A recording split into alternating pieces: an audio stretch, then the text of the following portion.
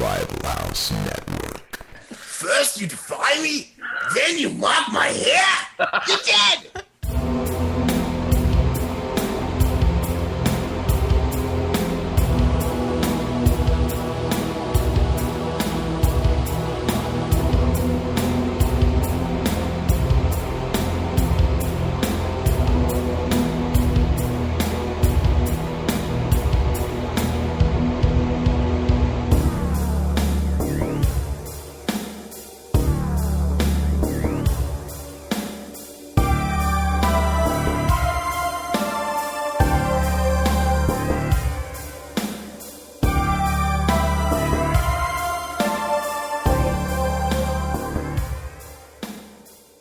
Welcome to episode 2 of Behind the Mask.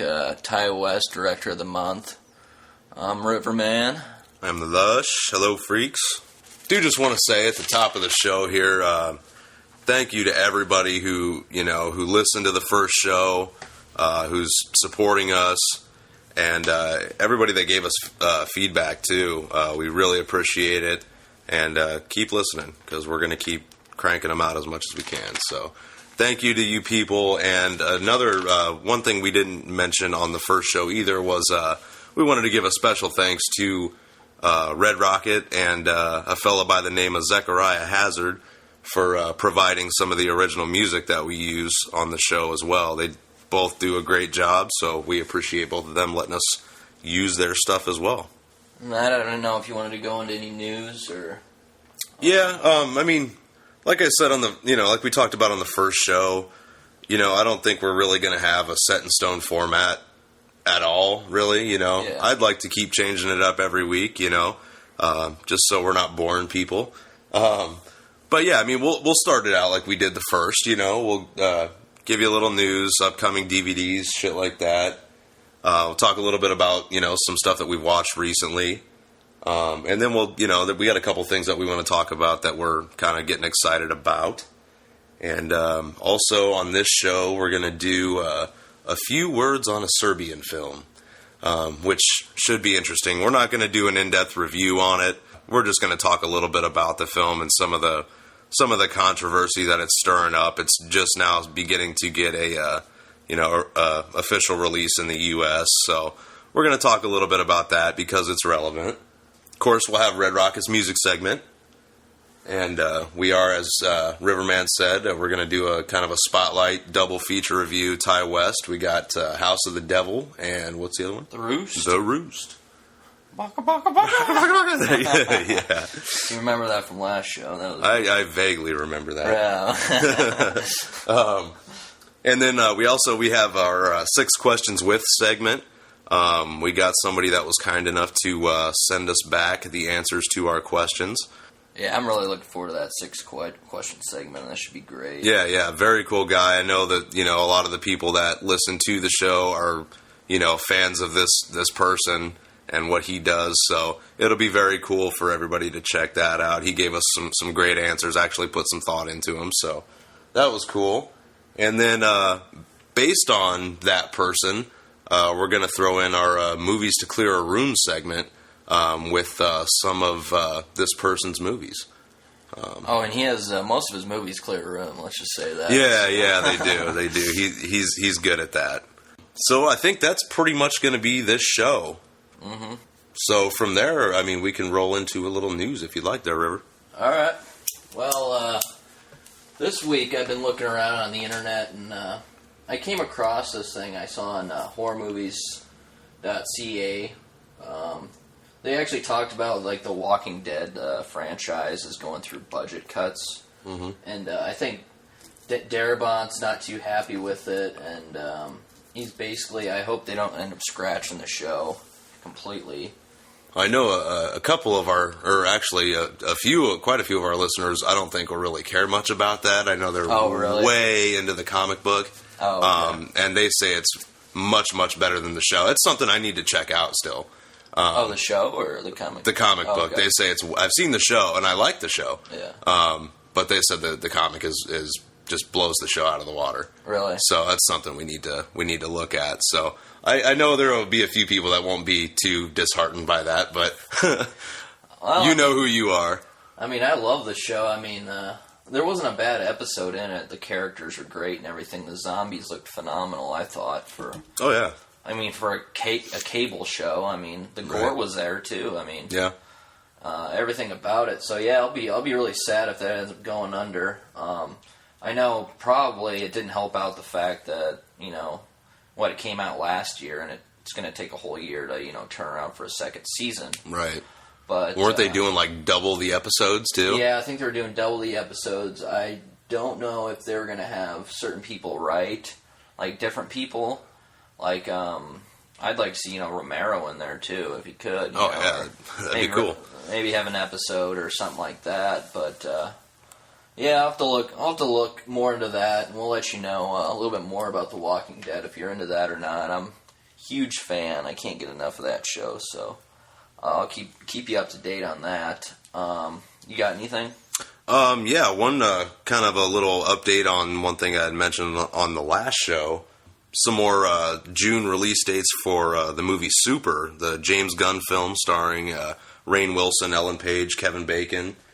They got a few more here. There was June 17th in Harrisonburg, Virginia at the Court Square Theater. June 24th in Newburyport, Mass, for all you mass holes, at the Screening Room. And June 30th in Anchorage, Alaska at the Beartooth. And if this movie, I mean, if you can't find it playing in your city, you are able to get it on cable on demand through Comcast, Cox, Cablevision, Time Warner, and Bright Cove. And if you happen to have DirecTV, I believe you can find that on channel 125.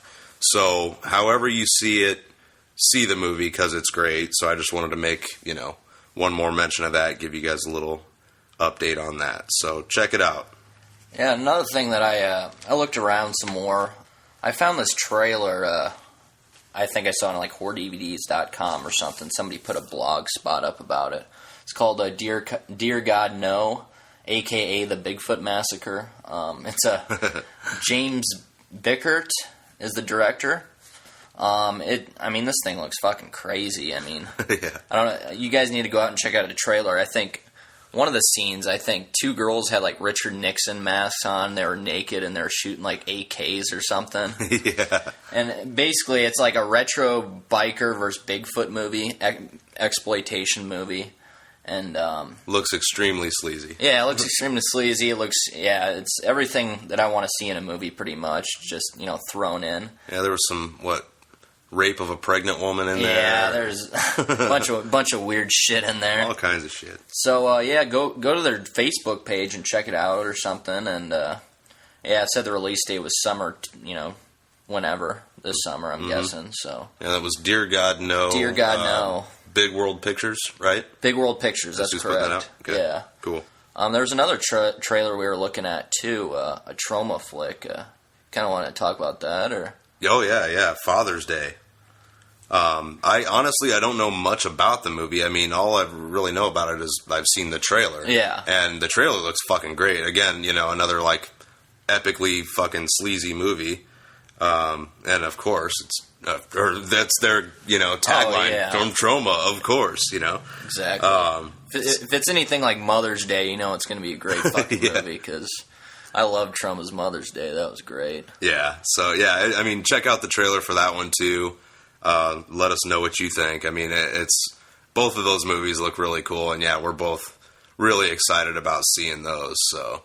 Definitely look into those, and we'll try to keep you up to date as far as when they're coming out, and as soon as we find things out, we'll let you know. So yeah, and if you guys see any cool trailers or anything, or any upcoming movies that you don't think we have seen yet or know about, just throw something on our Facebook page so we can check them out, because I'm always down to check out trailers and shit and whatever you guys have. So yeah, we try to keep up, but it's hard sometimes. Yeah, exactly.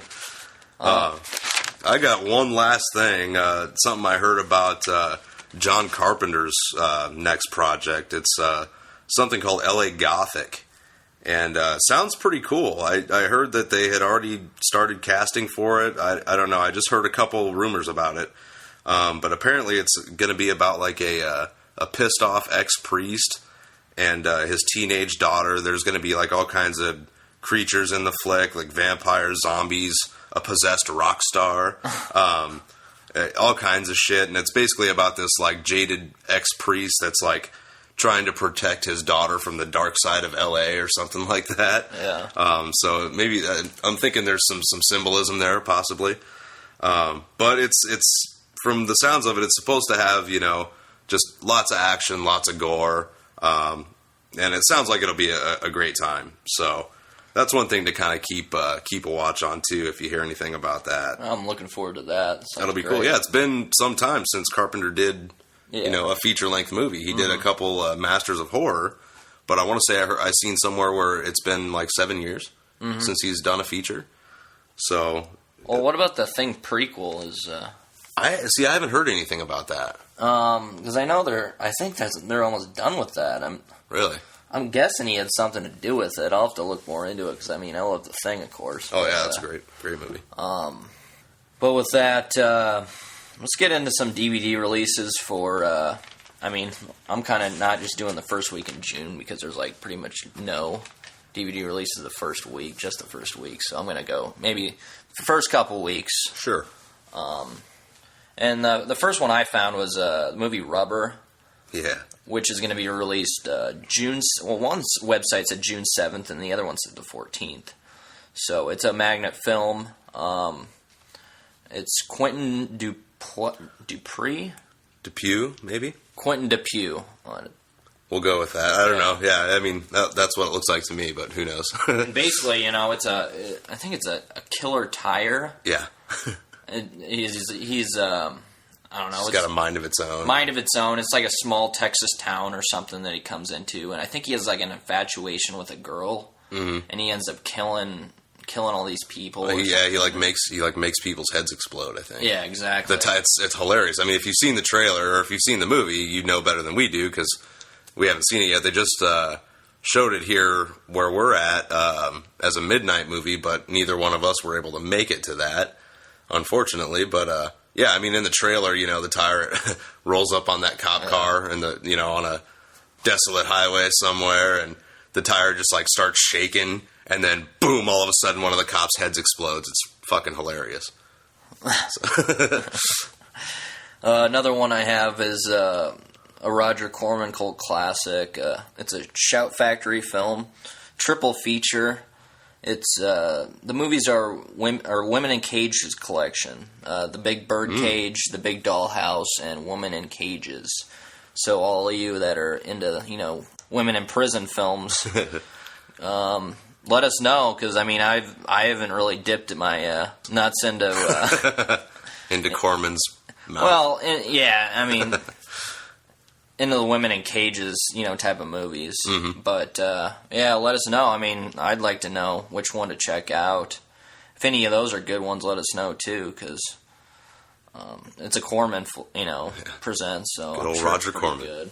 Another one we had was The Nesting, which is a Blue Underground title that I've been actually looking at this movie for the past, 6 months. It looks pretty cool. Mm-hmm. It's going to be released in late June. And I think it's kind of like a kind of a paranormal type of movie. It was made back in the late 70s, I want to say. And I think first time it's going to be released on DVD and Blu-ray. So I'm just going to do a blind buy with that, I think, because I've been anticipating it and see how that is. And usually, I think we've both had pretty good luck with Blue Underground stuff. Oh, I love all I've been pretty impressed with them. They've been putting out some good stuff, so... Usually, you can't go wrong, really, in my opinion. And there's been a lot of times where, I buy a movie based off of, Blue Underground or who ends up putting it out. Because, of course, back in the day when Anchor Bay was king, I always picked up the latest Anchor Bay movies. And, I was disappointed every once in a while, but majority of the time they were actually really good movies. So. Yeah. But those are all the DVD releases that I have for this week. Very cool. This part of the show, I think we have do we have a fan question at all? Or? We do have a fan question, actually. Pretty much the question, I don't have it, the full question right here in front of me, but basically the question was, what are your top 5 chicks from horror films or exploitation films that you would want to fuck. And so we did a little thinking on it. I mean, there's obviously tons of them. I mean, who sent this question? That was D West. Oh, D yeah, West. Good buddy D West. Yeah, he is actually associated with the guys from Exploited. So, yeah. Cool dude. All of those guys are great. And thanks again, D, for the question. So, yeah, the first 5 that just kind of rolled off the top of our heads. One was Christina Lindbergh from Thriller, A Cruel Picture, or they call her One Eye, whatever you want to say. I don't know if it was the eye patch or what. I don't know what it was, or the penetration scenes, which apparently wasn't really her. But man, yeah, I just after seeing that movie, I kind of had a little crush on her. Danielle Harris was another one, and if you don't know who Danielle Harris is, come the fuck on. Really. I know. Where you been, man? Yeah. Which she's, totally been making like a resurgence, lately, which is nice because I enjoy looking at her. Sherry Moon Zombie. Oh, yeah. Of course. She just, she's fantastic, and I love her. Those ripped up jeans. Oh, I know. I love how her husband just loves to show her ass off in every movie that she's in. Another one going back a little ways, PJ Souls. Big in the 70s, man, and she was hot, and she's still an attractive lady, I think. Yeah. Time has passed, but but she was great. Yeah, she. Older the berry, the sweeter the juice. Exactly. Drink it up. And then the last one that we had written down was Jordan Ladd, who was in Cabin Fever.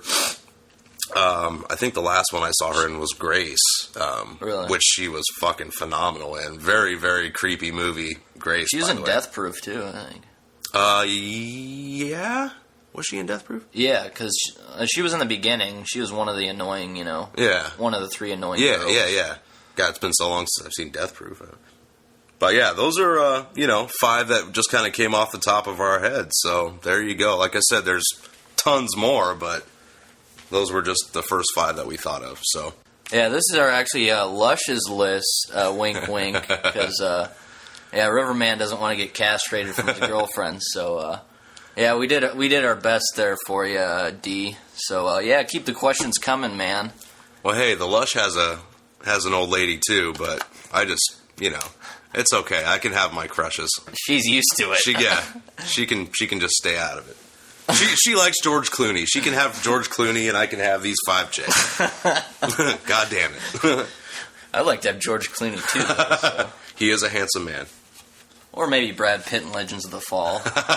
the long blonde locks. The long blonde hair. Oh, you fruity bastard. All right, and that, I think we're going to take a little break, so, you're listening with Take a little Riverman. break. Take a little break while Riverman goes to straight camp. Exactly. Just kidding. There's nothing wrong with that. I need to jump back out of the closet here for a few minutes. All right, let's take a break. Yeah, we'll take a little break. We'll be back here pretty soon. If you've ever considered stepping behind the beaded curtain at a sleazy video store, if you've ever watched something so vile that you had to lock the door behind you, if you currently have a VCR still connected to your home theater, then get yourself over to Exploited Cinema at exploitedcinema.blogspot.com. Bat32 and J-Dog always keep it greasy, and remember to keep telling yourself it's only a podcast. It's only a podcast. It's only a podcast. It's only a podcast. It's only a podcast. All right, in this segment, we're going to be talking about movies that we watched recently in the past week or so. Yes, sir. You got a list, Lush? I do have a little list that I made here. Got a few actually. First one on the list was Red Velvet, which I got from some friends, and I really enjoyed it, man. It was a great movie. It's got Henry Thomas in it, of course, from he was Elliot from E.T. But he's been in Suicide Kings. And Elliot. But yeah, he's been in Suicide Kings. I think he was in Gangs of New York. He's been in a bunch of stuff. recently, and he was fucking fantastic in Red Velvet. I really enjoyed his performance in that. It's a cool slasher flick. I don't want to take up a bunch of time because I got a few more, but yeah, check this movie out, find it, and watch it because it's great. It had some good gore in it, some great death scenes. The performances, like I said, were good. The camera work, a lot of that was fucking awesome. There's one shot in particular where Henry Thomas and the female lead character, I don't remember her name now, Kelly Garner, maybe. Oh, there goes the luscious phone. Little Black Label Society for you. Anybody? Oh, just let it play. Just let it play. They can enjoy a little Parade of the Dead. Let's see here. Okay, we'll quiet that one down. So yeah, there's one shot in particular where the two leads are they're walking back into their apartment building, and it's this whole tracking shot, and the building itself was really cool, and the way that they shot the scene was fucking awesome, and it looked amazing. Like everything about the movie was really, really cool and really different and really well done, I thought. So with that, I'll leave it at that for that one. What you got one? Yeah, I checked out actually for the second time. I ended up watching it on one of these movie channels, The Expendables, which is one of my personal favorites. I went to the theaters and checked it out, and I really enjoyed it. It's one of myself and RedRocket's, one of our newer action flicks that we really enjoy. Mm-hmm. Of course, Stallone's in it, and Statham, and the whole gang. Terry Crews. And I mean, it's a great movie. It's poorly written, of course. Has good one-liners. Oh yeah.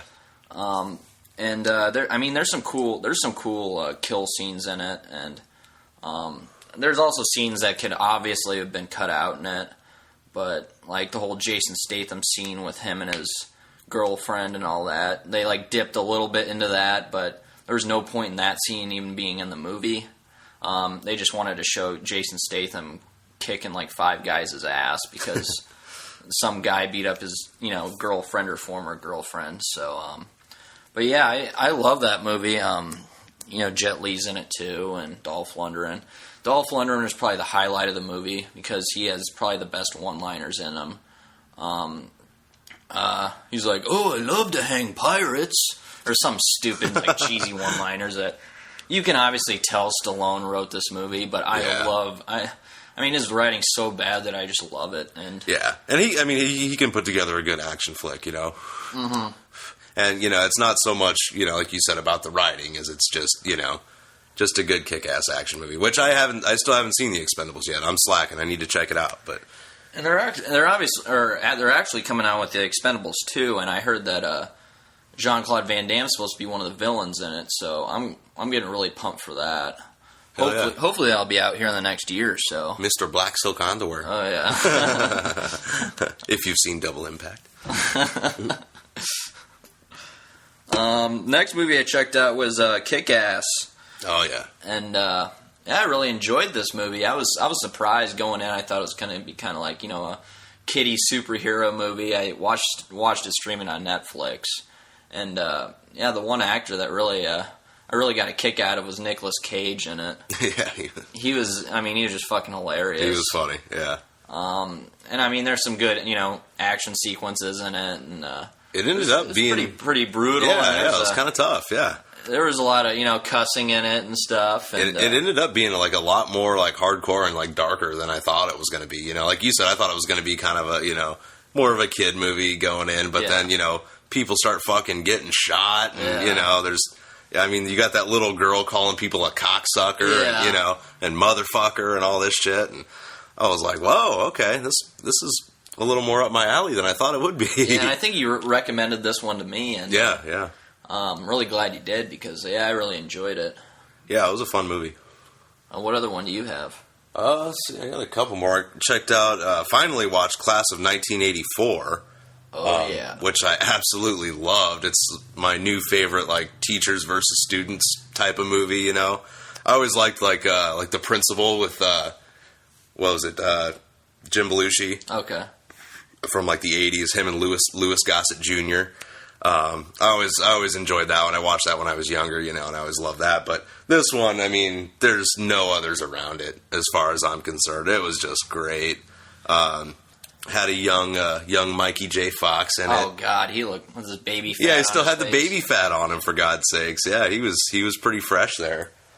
Yeah, I think wasn't he like a violin player? Or He was in the band. Trumpet or trombone, something. Yeah, he was in the band. Yeah, but it was a great movie. Highly recommended. Check that one out. It's a lot of fun. Yeah, and I also get a kick out of those teacher student movies. I'm a big Stand and Deliver fan. Mm-hmm. How do I reach these kids? How do I reach these kids, especially when they were making fun of it on South Park? Yeah, that was great. Cartman had the comb over. Yeah. That's another really good one of those that I also enjoy. It's, of course, not an exploitation flick, but it's definitely a good, teacher-student type of movie. Sure. Another one I've been just fucking around on Netflix watching random shit and I've been watching Mr. Bean, the television series, and really getting a kick out of that again. I used to have it on DVD. I don't know what happened to the DVDs, but I'm glad it's streaming now because I remember really enjoying the series. Yeah, no, it was a series. Yeah, didn't the movie kind of suck ass though? Yeah, the movies kind of sucked, and I didn't really like the movies. Yeah, I remember really enjoying the series back in the day, but. Oh yeah, the series was fucking great. Oh yeah, he was funny. Yeah, the episode I watched, he was like, I don't know, he went into like a barber shop or something, and while the barber was like answering the phone, like other customers came into the store, he started cutting like random people's hair and shit. Yeah, by the end, he ended up getting out of there scot-free, and everybody's all pissed off at the barber because they thought he actually cut their hair. So. That was good. So if you're Mr. Bean nut like I am, give those a watch. You have any more? Yeah, a couple more. I'll just make mention of real quick. In the interest of full disclosure, I have to say that I watched The Ghost and Mr. Chicken about probably 5 times in a row recently. My son, who's 5, just kind of discovered it via his great grandparents.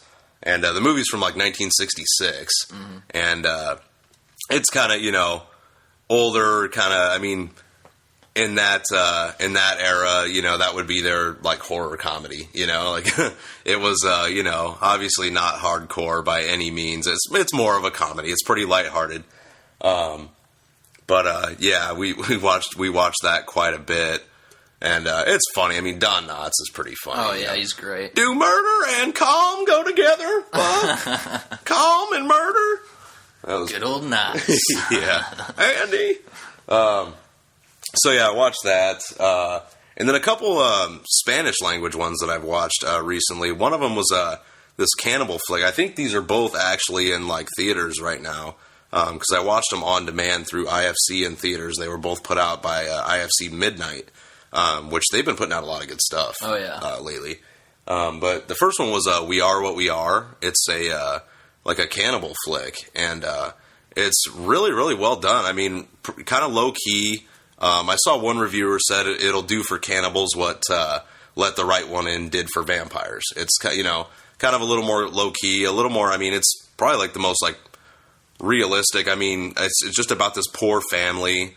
Living, I think in Mexico or something, and their father, the head of the family, dies, so the 2 sons have to kind of take control, and they're trying to find somebody to eat. I mean, they keep talking about, we have to do the ritual, and so the 2 sons have to try to step up, and it just kind of goes from there, and I was really impressed with it. It was really, really good. I haven't seen those yet, but I'll have to take a look at those and check that out. Yeah, the other one was called The Silent House, which that was another one I was really impressed with it.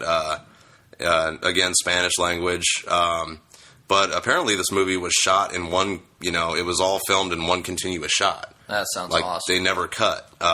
Which I mean, I was kind of sitting there as I was watching it, trying to find a spot where they might have cut.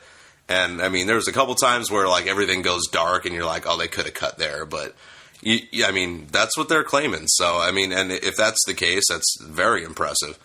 And it was good. It was pretty solid, creepy movie, man. Not a ton of gore or anything like that, but there was some, they just rely on, atmosphere and, performances by the actors, and they did a great job. It built a lot of tension, and it was a good flick. So check those out. All right, so I think that'll wrap up our what we watched recently, and we'll get into a little break now. You're listening to Behind the Mask. I'd like to thank y'all for joining us right now.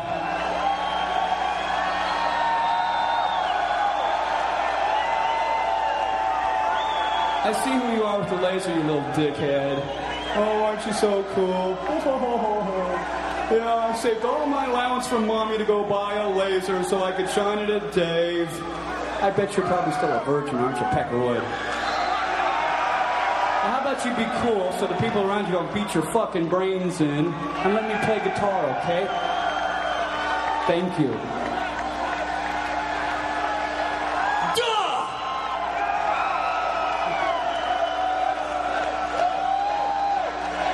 See, when I'm up here and I got the fucking microphone, I can say whatever I want to. Okay. What's up, guys and ghouls? This is the Red Rocket with the second edition of Behind the Masks metal segment. I wanted to start the show off on a good note. I played a clip from something that really rings back from Riverman and my growing up. Dave Mustaine has provided just constant entertainment and inside jokes for us over the past 10, 11 years. So, wanted to laugh a little bit and get a smile on my face before we got this kicked off.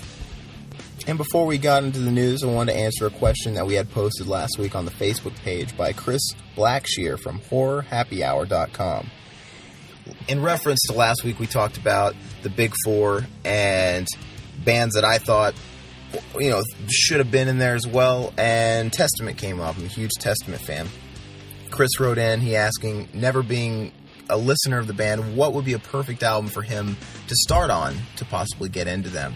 And Testament's not one of those bands where I could just quickly shout out, Rain and Blood. They had such an evolution and a progression. Every album stands on its own two legs and differs from the one that came before it, which is amazing. There's a clear difference between, for example, 80s Testament and 90s Testament. I came to the conclusion that, if you're into that classic thrash sound, Among the Living, your Peace Cells, Who's Buying, stuff like that, then you're going to love 80s Testament. And I would say go with Practice What You Preach. It's the first one I ever got. It's very classical influenced. Some of the solos, the arrangements, and it all comes together packed with just totally awesome artwork that you can only expect from a metal album in the 80s. I mean, that was the reason alone that I bought the record. Remember back then when we'd buy them based on how they looked? But if you're looking for a more modern thrash album, I recommended 1999's The Gathering. See, in the 90s they experimented. They had, in 1991, they had their Black Album attempt, mid-tempoed, couple songs maybe fit for radio. They had their groove metal album, in my opinion, with Low. And, with 1996's Demonic album, Chuck Billy exclusively used death metal vocals. So they really there's a taste there for everybody. But I'd say The Gathering is a perfect blend of everything you'd want out of them. And if you don't believe me, as I requested to him, their track DNR, and I guarantee you it's going to have you thrashing around your room like a monkey in heat. Behind the Mask's very own Riverman actually submitted a question to me. He wanted to know what my favorite Pantera album and Pantera song was, and who I thought was the new Pantera of the 21st century, so to speak. Me and him have known each other a long time, and Pantera's pretty much been in our friendship from day one. It's so easy for someone to say Vulgar Display of Power, but, I'd say overall my favorite is Far Beyond Driven. As a whole, there's the production of that album just punches you in the face. It's so heavy, it's so chunky, and Dimebag Darrell's trick of the trade back then, his secret was he would double all his rhythm tracks, and it just sledgehammer to the face. I can't explain it another way. And Vulgar Display of Power, not dissing that at all. I love that album. They don't have a bad album.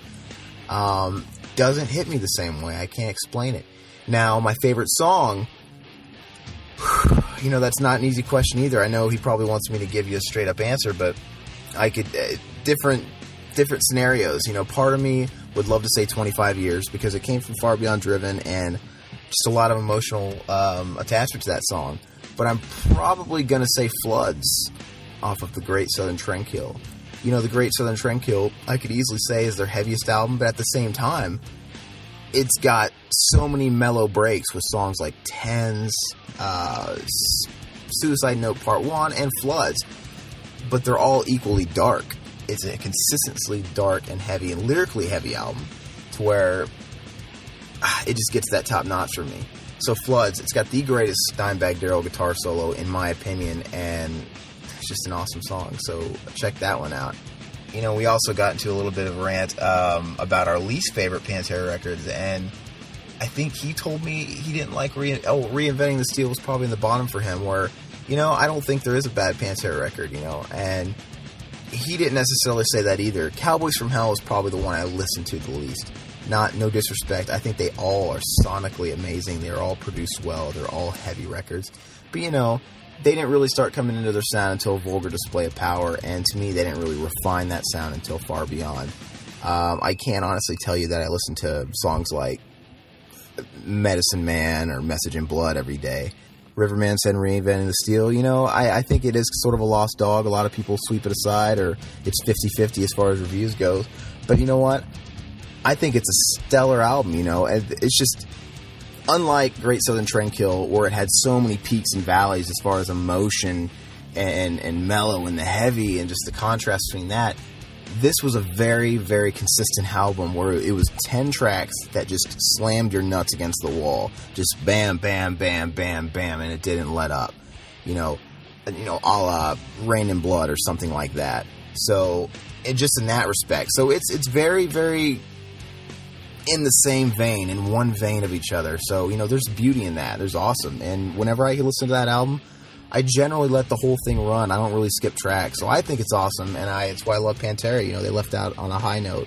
Unfortunately, they could have been making more music, but, we got a nice solid catalog from them with, nobody that can really bitch or complain about it. So if anybody would like to put in their 2 cents on what they feel is the greatest Pantera movement album, etc., etc., we're full of crap.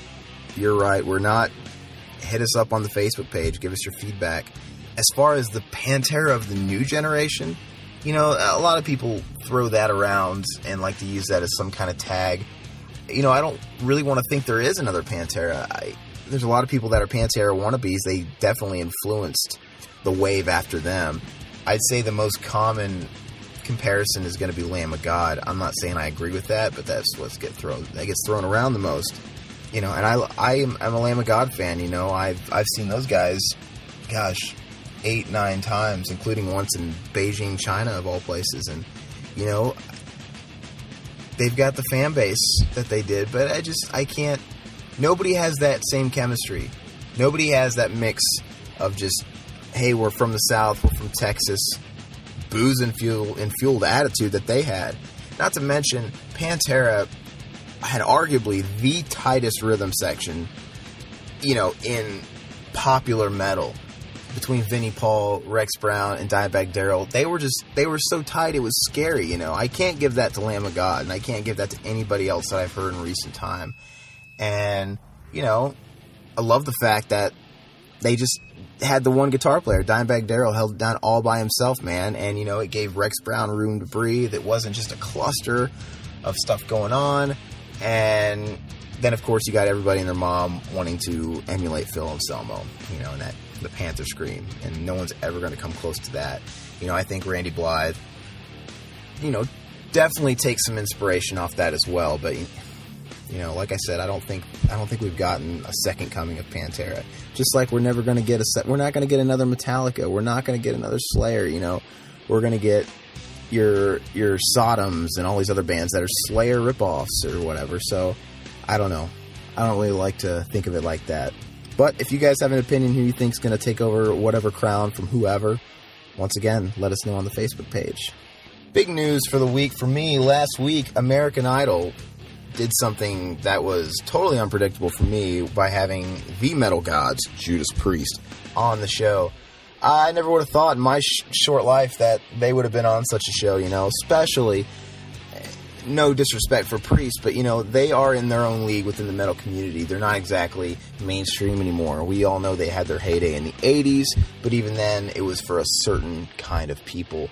For them to have performed in front of 30 million people, most of probably never really even heard of Judas Priest, were probably 14-year-old girls or 50-year-old soccer moms, is just baffling, And it's even more surreal coming off the news that KK Downing has left that band, which that happened some weeks back. Founding member, him and Ian Hill were the only founding members from day one, and he leaves right before their Epitaph farewell tour kicks off, which was another shock. And they've since recruited 31-year-old Richie Faulkner, who's played with Lauren Harris, Steve Harris of Iron Maiden fame, her solo band. When I instantly heard the news they were retiring, it was sad. But, they're getting up there, and I can't disrespect it. I've seen them before, and I'm happy about that. And I totally wanted to catch the Epitaph tour and see the celebration of their entire catalog. But then, the news of KK leaving, it really leaves a bitter taste in your tongue. It's like, do I really want to see them up there rocking with some official new member of the band that is joining them on the farewell tour? I mean, first of all, questions are raised. Why not KK? Just finish the last tour. Or hang it up early. But after that, I guess they announced that they're not hanging it up for good. They're just saying no more world tours. That's not to say that they wouldn't consider small strings of dates in the future, and even recording, which they have a new album underway right now. So weird enough as it is to already see them on American Idol, you have this new young guy who, granted, fit the image pretty well. Playing guitar on the TV show made it seem more or less a figment of my imagination. But, there's criticism. It's like, is it a good thing? Is this something that's near and dear? Is it almost sacrilege for a band like Judas Priest to be on such a mainstream pop-oriented show? Or is it a good thing for metal? Is it good exposure? I mean, I guarantee you the following couple days after that, their ringtones of, you got another thing coming or breaking the law probably, took a spike, which is a good thing. I don't necessarily think it's a bad thing. It doesn't hurt my feelings, when someone like Judas Priest does something like that. They've always been one of my favorite bands ever since I was pretty much in the womb. I think the only band that honestly could hurt my feelings with certain actions like that would be Metallica. Otherwise, I learned to cope. That's what we do with the bands we love. We forgive and forget. But it's not a bad thing by any stretch, especially if they're trying to wind down.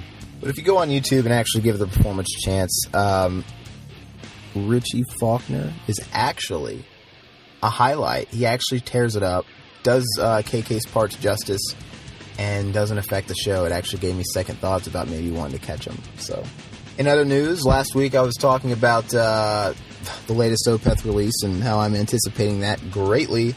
A few days back, they actually announced the title of the album, and it is to be called Heritage. And if you look at the track listing, if you're an Opeth fan, the track songs, the names, they're a little unconventional, They make you raise an eyebrow because they're not very Opeth-esque, if you may. But the biggest thing is that there's 10 songs in this album. That's way more than any Opeth album has ever had. Their songs are usually giant epics. We're talking 10 minutes, 13 minutes, etc., etc., and they've got anywhere from 6, 7, what odd songs. So 10 songs is going to tell us either that they're really going for a different format here and the songs are going to be shorter, or, perhaps there's a couple of segue tracks with, once again, 5 humongously long epic tracks. Who knows? Only time will tell, but it's coming out in September, literally a week after the new Dream Theater. So I'm going to have a heart attack, personally. Don't know if I like that or if I love it, or what. Because part of me, when a big album comes out, I want to bond with it, listen to nothing but that until it just, I can't listen to it anymore for months on end. So for the Dream Theater to come out and then Opeth the next week, I'm going to be torn, on how to spend my time, but I'm sure I'll be fine. I think it will be another step in their musical evolution. You know, I think it's going to be even weirder. I think the progressive rock influences are going to shine even brighter through it. And like on Watershed, their last album, I think you're going to see a lot more mellow parts and contrast, you know, with the occasional, you know, heavy brutality, as you may. And I'm okay with that because I loved Watershed. So, one more thing I wanted to throw in. I actually just saw this today, right before I started recording this, and I just thought I'd throw it in. I was on blabbermouth.net. Like I said, car crash, can't help not reading it. And there was a post on there about the Korn bass player, Fieldy. You know, say what you want about the band. We could trash or diss or, you know, accept hate mail or love mail, whoever you are from that band all day long. But it's not really about that. I know they're not extreme. He had this post about his side project, and I did read it, and they were called Stillwell, and then it was two unknowns, Fieldy on guitar, and the drummer was actually the guy from POD. You know, I was reading about it. He was talking about his Korn bandmates actually weren't grooving to his new project that well, and curiosity got the better of me, and I listened to the YouTube link they had posted, and it's the reason why I'm here actually even talking about it. Otherwise, I wouldn't even be wasting my breath. I could not stop laughing. It is that bad. I think it's called On and Poppin'. It was the most 1996 throwback to G-Wankster wannabe. It was just laughable. I couldn't contain my bowels. I almost released myself in my bed. It sounded like a demo that an 11-year-old recorded in his basement. You know, not even that good. You know, I know 11-year-olds that could probably produce something way better. And the vocals were ridiculous. They were off-key. They didn't fit what the guys were doing. And I don't know. I just thought I'd push that. I don't even know why I'm promoting something that's awful. That doesn't even make sense, does it? But anyway, if you guys want to laugh or give me your feedback. Actually, I really want your feedback of that. I want to know that I'm not crazy, that it's just so bad. It can't be one of those things that's just so bad it's good and I'm just missing something. Go to YouTube, type in Stillwell, and the track is On and Poppin', and please post something on the Facebook. Somebody be in my side in this, or tell me I'm just a jackass, whatever. Anyway, Dave Mustaine thought it was pretty funny. And with that, I want to get into some concert review. Week before last, I attended the Rammstein show in Chicago, Illinois. They are on their first North American tour, and I believe since 2001. It's only a select run of dates, and they're playing arenas. For that reason, if they were to go on a full-blown scale, they wouldn't be able to fill arena-sized venues that could support their eclectic, pyro-filled show. So they made that sacrifice. So I had to make yet another pilgrimage to Chicago. And it was worth every hour of driving and every moment of waiting and every penny spent. Rammstein stage show is almost legendary. You hear people talking about it.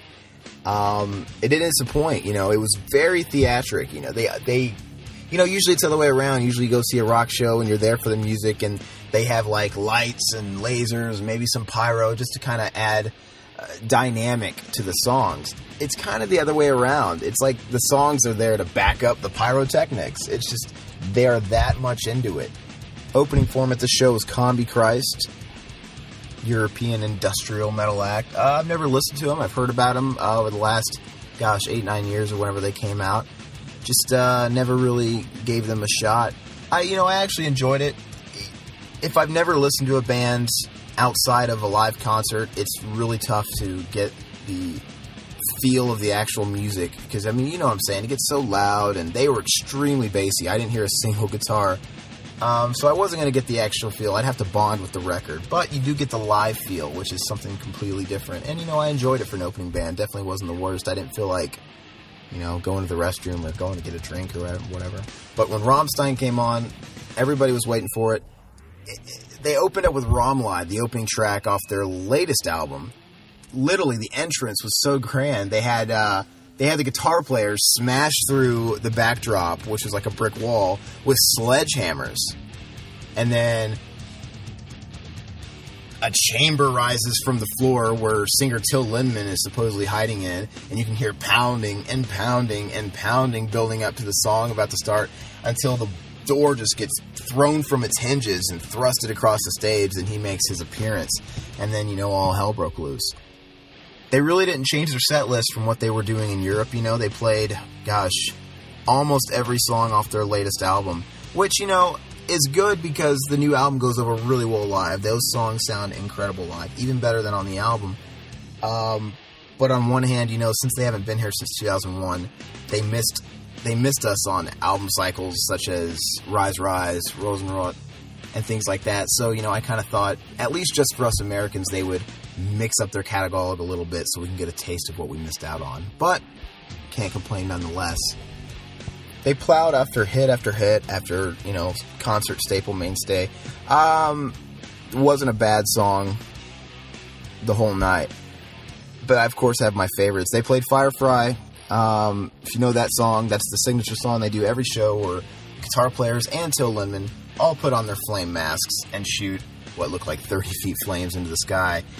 It was intense, and it's definitely a highlight. I literally thought my eyebrows got singed off. You could feel the heat anywhere in that arena. Aesthetically speaking, their initial single off their last album, strangely titled Pussy, tongue-in-cheek. I really didn't like the song the first time I heard it, but now it's just, I accept its silliness, and I actually find myself looking forward to it on my shuffle list. But anyway, there's a point in the song where singer Till Lindemann is straddling on a cannon molded and designed to look like a human penis. And this cannon is swaying back and forth all across the stage, getting everybody in the audience in the line of fire for foam that's supposed to symbolize semen. And so he's just spraying and ejaculating all over everybody in the crowd. And, everybody's digging it, even the guys. I mean, I think I even saw some people with their mouths open and their tongues hanging out trying to catch a taste. It was pretty sick, but I enjoyed it. The most impressive pyrotechnics of the night actually went to the, American hit Duhas. It's kind of like their Enter Sandman. It's like, do I necessarily want to hear that song for the umpteenth millionth time? Probably not, but I found myself really digging it, actually, and the whole crowd dug it. Everybody was singing every word. And there was this moment where they shot fireworks from the stage across the floor and across the arena. And then they came right back over the crowd and right back to the stage. It's like, I've never seen anybody fire anything like that over people. The possibilities. But it gave my heart a jump start and had me smiling like a kid in a candy store. It was amazing. To finish the show off, we got ourselves a special night on us. They finished off with Angel. That was their encore. Also from the Sensuet album and one of their first hits with us. Till Lindemann makes his stage presence with giant wings that are just shooting fire from all corners of them.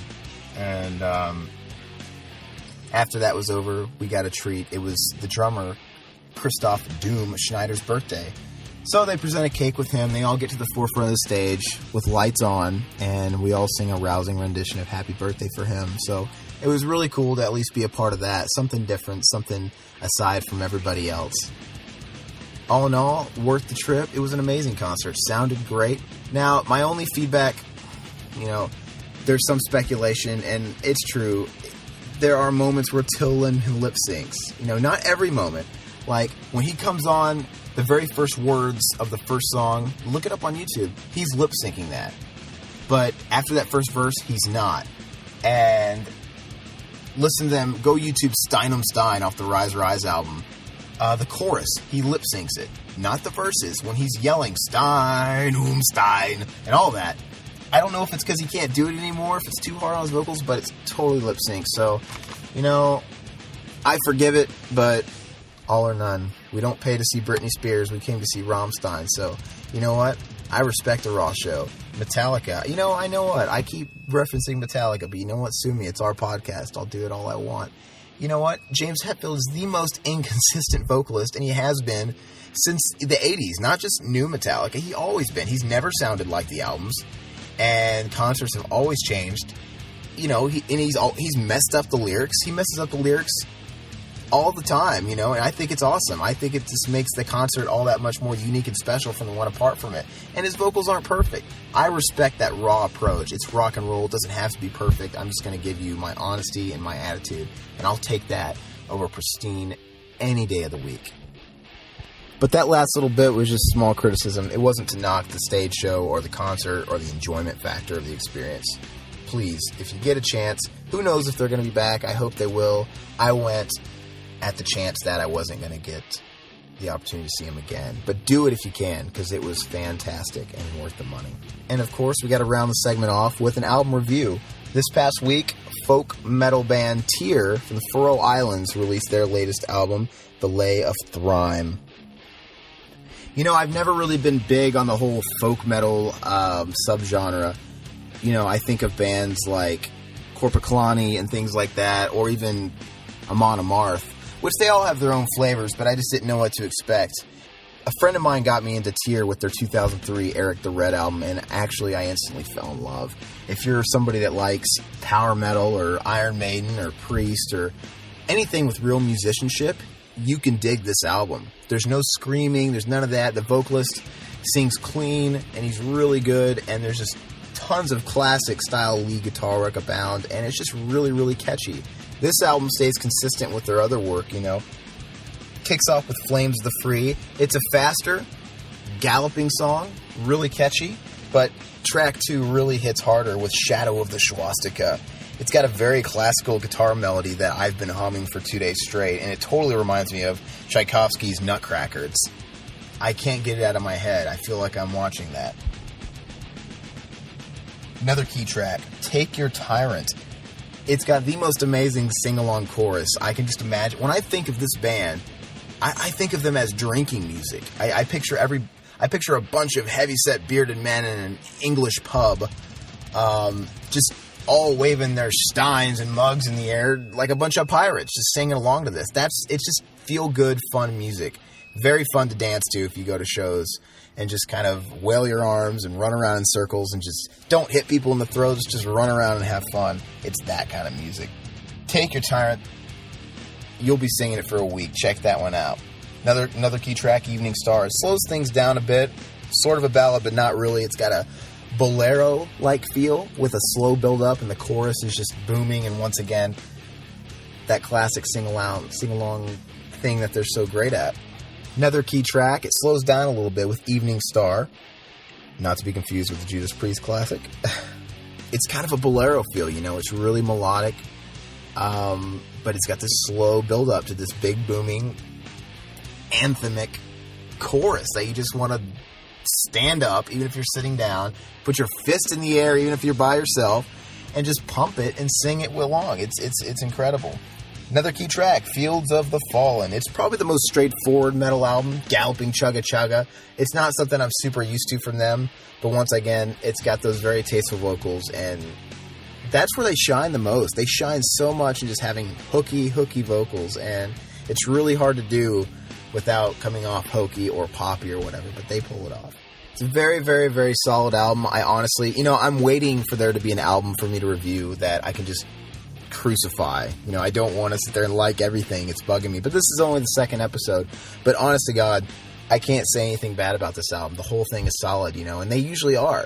Like I said, my favorite was 2003's Eric the Red. If you want to get into these guys, I'd say this album is a pretty good one to get into. It's really catchy, really accessible. But listen to Eric the Red. Just hear that first track. YouTube the track The Edge. And it's just, I don't know even how to describe it. It's jubilant. You will be singing it. And it's a long track, but it's so catchy. And you'll just picture yourself swabbing a deck on some pirate ship in the rain and a bunch of drunk pirates just singing. I don't know. But check that out off 2003's Eric the Red. It's called The Edge. And the whole album if you feel up to it. If you guys really want to fork out the extra cash, the special edition has an obvious tribute to the late Ronnie James Dio with covers of Black Sabbath's I and Rainbow's classic Stargazer. Very, very, very well done as well, especially the Black Sabbath song. They do super good on that. I've been rocking that one a lot. The Stargazer, Rainbow Rising is one of my favorite classic metal albums. Nothing's ever going to top the originals, but they do a fantastic job as well. But don't just take my word for it. Dave Mustaine, how did you like it? Nah, what does he know anyway? Check it out. It's amazing. You know, I think it leads us to our closeout part of the segment, which is our throwdown of such, where I ask a question on basically your voting, which is better. You know, one of the oldest, I don't even know if you want to call it a debate, because Judas Priest fans are generally Iron Maiden fans as well, or at least there's a mutual respect. But sometimes it's either or, but at the very least, somebody likes one or the other a little more than the other. Iron Maiden's clearly the bigger juggernaut of the two. They fill soccer stadiums worldwide. It's hard to compete with that. And a lot of people can't imagine them ever playing on American Idol. I mean, if they really want to throw out the pot shots like that. But I've always been a Priest fan. I'm not going to let the American Idol taint that. To me, the songwriting was there. I think they just revolutionized so much. They started the image, the leather. You know, we're not even going to get into the whole homosexual thing. I don't care if being a leather-clad biker is gay. It's also metal, and I stick with the metal. Not that I'm not a huge fan of Maiden. I'm a huge fan of Maiden, but my heart's always been with Priest. So I want to know what you guys think. Classic, grade school question, Priest or Maiden? I want to see this argument get some wheels and some legs on it. And you know what? Don't just leave it at that. If you want to, leave it at that, but give us a reason why, you know. I'm sorry, you can't compete with Stained Class and their evolution. They had so much of an evolution in that band, from the 70s to Sin After Sin to Stained Class. I'm sorry, that's a heavy-ass album. And then you get into, you know, their more commercial era where they've got Screaming for Vengeance and British Steel, their peak, if you will. But my all-time favorite, Defenders of the Faith. I'm sorry, as far as production goes, it's very 80s, a lot of reverb, etc., etc. But man, the songs are there. It is the heaviest album of that sort of genre, that genre that they influenced, and it's just amazing. Check it out. And then, of course, they're not without fault. They had Turbo and Ram It Down, which were just abortions of records and shameful. You know what? All the greatest acts have those moments. So, let us know what you think. Anything about the podcast, if I'm full of crap, whatever. If you disagree, agree. Give me feedback. We need the feedback. We got to get better, you know. Let me know. Iron Maiden, Judas Priest. What you think about Tyr? Any more questions involving anything in music? Ask us, ask Riverman, ask anybody. All right, guys. On that note, I'm going to get it back to those guys. Show some love. Stick around. I'll see you guys in a couple weeks. Later. Hey guys, welcome back. We're going to jump into our review segment here with Director of the Month, which is Ty West. Double feature, too. Double feature, yeah. We got The Roost. We're going to start out with The Roost. And House of the Devil is the other one. House of the Devil, yeah. Roost came out in 2005. Yep. Starring Tom Noonan, in order of appearance, Tom Noonan, is what they say in the movie in fine print. Yeah, so yeah. If you're going to watch this for Tom Noonan, yeah, you might want to watch the first 10 minutes of it or the last 10 minutes of it. Yeah, yeah. That was, I mean, I guess jumping right into it, that was kind of the one of the high points for me was Tom Noonan. I just love that guy. He's actually kind of becoming like a Ty West go-to guy now. You know, he's been in House of the Devil, and then isn't he supposedly going to be in the new one too? The Innkeepers? Innkeepers? I think he might be. Yeah, I'll have to. Don't quote me on that. But okay. I'll have to double check that. But yeah, his couple little segments there I really liked. It was kind of a old school like creature feature TV show host kind of guy. You know. And he's so good at being just like, he's like real good, like subtle creepy, you know? So that was one of the high points of the movie for me. But anyway, I don't know, you want to give kind of a quick rundown of the movie? Yeah, it's basically about these four, let's say middle 20s kids or whatever, that they're going on a trip to their friend's wedding. And, they're driving along. They end up, it's Halloween night, which is, kind of cliche a little bit, yeah, but they end up taking, the back road or whatever. The shortcut. The shortcut, yeah, which, of course, the woman of the group doesn't want to take the shortcut. But, the guys always think they can find a faster way. So, they take the shortcut, and of course, actually, I think a bat flies into their... flies into the glass of their windshield. Yeah, and they go off the road. And they go off the road. They crash or whatever and hit a rock or something. Stuck in a ditch. Stuck, yeah. Which has been overdone and everything. But, this film looks, let's just say, quality-wise, it's really grainy. It's really dark. A lot of the scenes, like in the beginning, it's really hard to tell what's going on. With the characters walking around and such. So, which, was hit or miss with me. I actually didn't like it at first, but then I kind of started to like it. I kind of got the feel of the movie after I got into it for a little bit. And I enjoyed it a lot more. So the group of kids, get run off the road, and they need to find, a tow truck or whatever. So they end up walking to the nearest house or whatever, the farmhouse they can find. But, of course, nobody's home.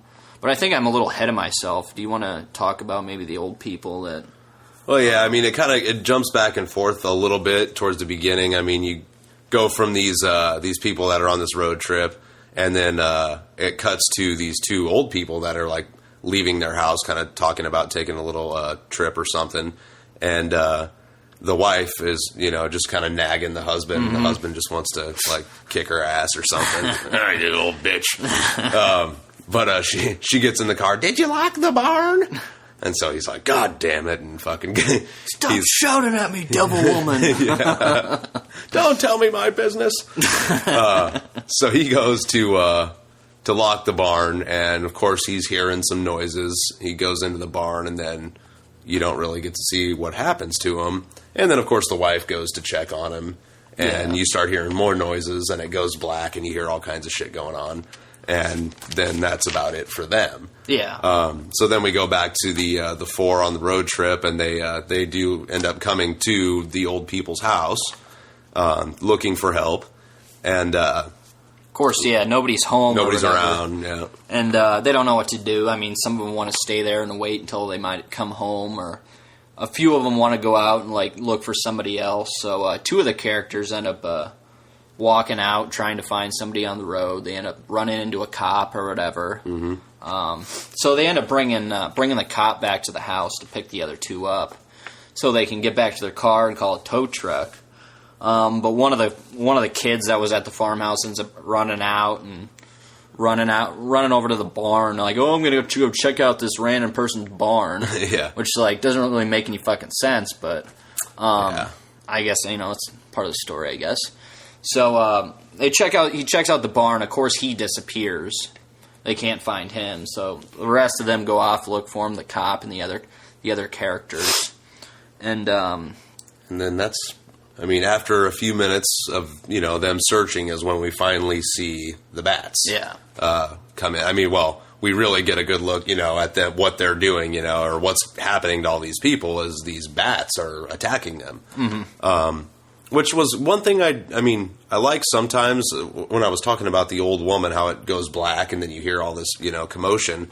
I do like that sometimes, because it kind of lets you use your own imagination as far as what's going on. And Ty West, it seems like he likes to do a lot of that here. He definitely takes his time with it, and he'll linger on a shot for a while, which at times I liked. Other times I thought it was kind of hurting the movie. Yeah. It was just slowing things down way too much. But so yeah, we get our first, look at what's going on. All these bats are attacking people, and then they attack the cop. Yeah. Right. And he ends up dying. They go, all the kids take off running, and they end up looking down where the cop's body was, and it's not there anymore. Yeah. So you're like, okay, what the hell's this about? And turns out that if you get bitten by these bats, you basically turn into a zombie. So, but in the bats, I mean, for the most part, I mean, they look pretty decent, but some of the parts, I mean, you could tell they were fake as shit, Yeah. Which shades of Birdemic. Yeah. Not that bad, but which kind of takes away from it. I mean, the whole bats turning people into zombies is maybe, okay for some, but I mean, yeah. I don't think I've never seen that done before, where a bite from a bat turns you into a zombie. I've never seen that done necessarily, but yeah, I mean, it was different. I'll give it that, but I don't know. Basically, I don't know. Long story short, for me, I was just kind of lukewarm on the whole movie. Yeah. It was okay. I had high hopes for it. I mean, a couple things that I did like I said, was the segment, a couple segments with Tom Noonan. He was really good, and then the music in it too, the score, I really enjoyed. It just, I don't know, it was great, but I don't know, didn't really do the movie much good, I don't think, this time. It was awesome music, but it just wasn't really fitting what was going on. And I agree. I mean, I give this probably maybe like, probably a 2.5 out of 5 or something. Yeah. Which, I mean, if you're a Ty West fan, you definitely need to check this out. Mm-hmm. Check out his back catalog, of course. But, I mean, I actually thought some of the zombies looked kind of cool. Yeah, the makeup effects were pretty well done. Yeah, and, like, some of the kill scenes were kind of, I mean, like, one of them, let's just say they end up shooting a guy in the face and, like, smoke's coming out of his mouth. Because from the, from the wound and everything. Yeah. I thought was kind of cool. Uh-huh. I actually really enjoyed the ending. Let's just say it's not the most happy ending, which I enjoy about Ty West. He's pretty real when it comes to that. Yeah. But yeah, just probably just watch this for the diehard Ty West fans. Yeah. I wouldn't recommend it unless you are a Ty.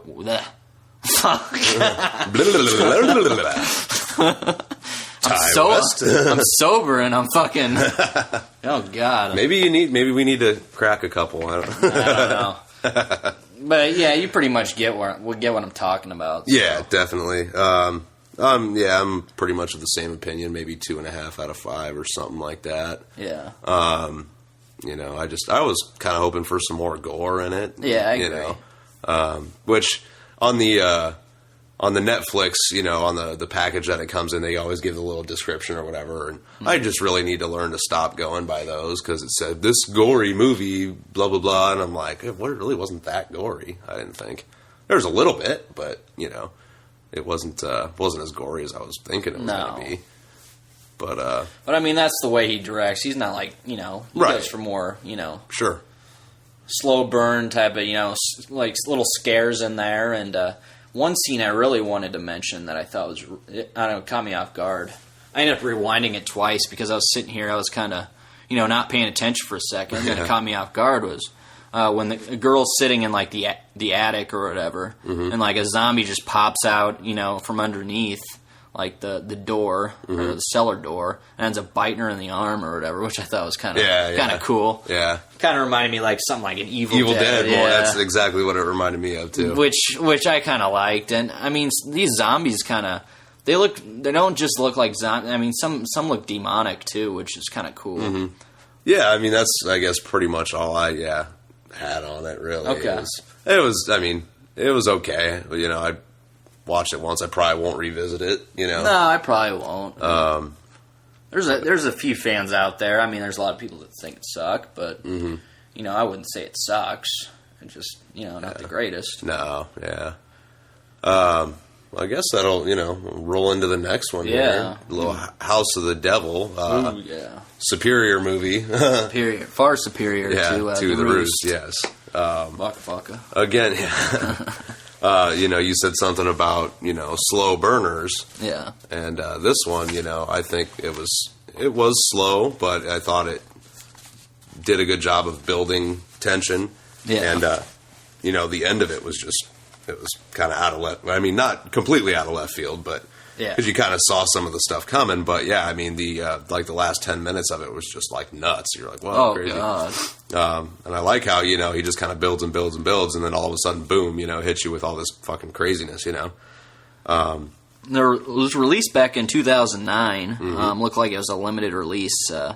October 30th. Of course, directed by Ty West. And I think Tom Noonan was in it, of course. Yeah, Tom Noonan was in it. And Mary Warnoff. Mary Warnoff is awesome. Dr. Vader. Dr. Vader wants to see you. She is the shit. And the main girl... Jacqueline Donahue? Jocelyn. Or Jocelyn Donahue. Yeah, Jocelyn Donahue. Okay, yeah. Yeah, man, that Jocelyn Donahue is fucking... That broad is hot. Yeah, she did. She did a good job in the movie, too, I thought. I haven't really seen her anything else. And I'm hoping to see a lot more of her. Because... oh, yeah. And I love it. I mean, the style of the movie, the early 80s, late 70s type of style. Like the intro with the random pauses and everything. Yeah. Was just, I mean... Totally has that look to it. That throwback look. Yeah, I mean, if you didn't know better, you'd think that it was, you'd think that it was made back then, I thought. Just is how it looked, They have everything from, the look of, the buildings, the cars, the pizza shop, everything is just spot on. Yeah. And, yeah, I dug that about it. I thought that was pretty cool. I mean, and there's been a lot of stuff, lately, a lot of the, people trying to throw back to, like, Grindhouse, type shit. But this one, I mean, it didn't have scratches and pops and all that stuff, which was cool. It just had that fucking look and feel to it of a late 70s, early 80s flick, which I like that about it.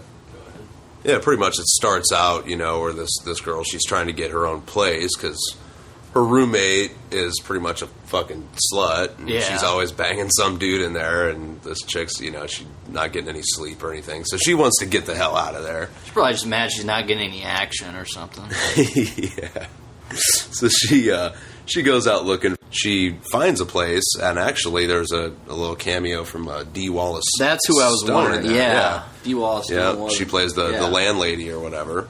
Not, a real big part, but, just a quick little cameo for her, which is cool to still see her popping up here and there, But, so this girl gets the place, and she's trying to, what was it? She didn't have the security deposit. No, she didn't have enough money. But her landlady works something out with her. If she can just come up with the first month's rent, she'll just take that. So she's kind of needing some cash, and she sees, what was it, like an ad for a babysitter wanted? Ad for a babysitter, on the college campus, like billboard or something. Yeah. And she ends up calling the number, and of course nobody picks up, and then the payphone ends up starting to ring back at her. Right after that. Yeah. She hangs up, which is usually a little strange. Oh, yeah. And of course Tom Noonan's on the other line trying to, looking for a babysitter for their supposed child. Seeing if she wants to earn some extra bucks, and they plan to meet, don't they? They plan to meet, and then he kind of stands her up. Yeah, he doesn't show. He doesn't show, so she's all kind of pissed off about that, and then ends up getting back in touch with him again, and he profusely apologizes, and finally gets her to agree to meet with him again, and she ends up meeting with him and taking the job, but while when she gets to the house, she's talking to Tom Noonan, and he ends up kind of coming clean with her. Well, supposedly coming clean with her about that the babysitting job is not for a child; it's for an elderly woman, and basically all she has to do is just sit there and make sure nothing happens to this elderly woman. And it was the mother of Mary Warnoff's character. I guess she's old, elderly, and sick or something, so she's bedridden or something. I don't know. Which is kind of creepy in its own right. You got to watch an old lady they kind of con you into doing that. I don't know how comfortable I would be with it, but I think they end up offering her $400 or something. Yeah, she gets some more money out of him for because he wasn't exactly honest with her, so she ends up talking him out of some more money. Yeah. So she makes out pretty good. But one thing I do want to mention too is their house. Is fucking just creepy as shit, and that's one thing I liked about this movie is I thought Ty West did a good job with atmosphere. And the set design was real creepy. And the clothing design. I mean, everything was straight back from the early 80s, like the clothing, the feathered hair or whatever. And, I mean, even the Coke, the Coke glasses or whatever in the local pizza shop, the cups or whatever. It was something straight back from the early 80s. So, he was phenomenal in that sense. I mean, I can't say enough about that for the atmosphere. Yeah.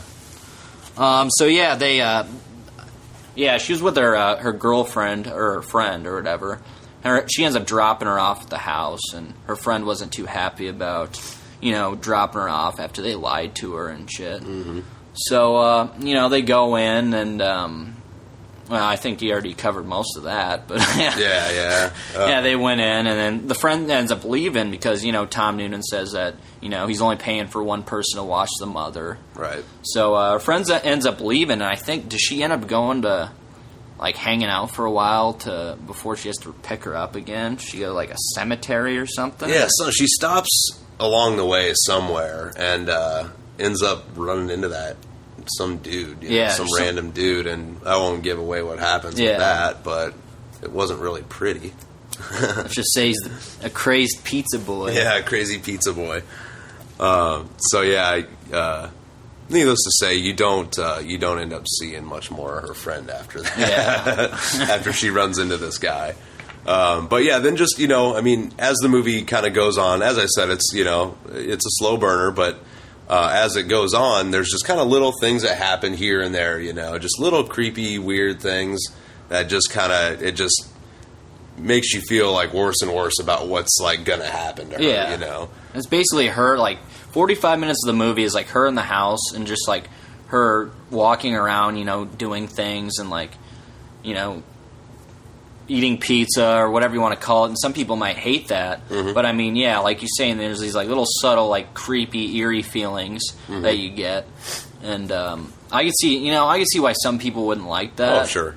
But I don't know. It's something I haven't seen for years and years. Like, this is just something different. And I don't know. I don't know about you, Lush, but this movie actually creeped me out. This was the only movie that creeped me out here. Probably one of them ever. Mm-hmm. Ever since I was a kid or so. Yeah. Because I ended up watching it right around Halloween, and I didn't know really what I was getting.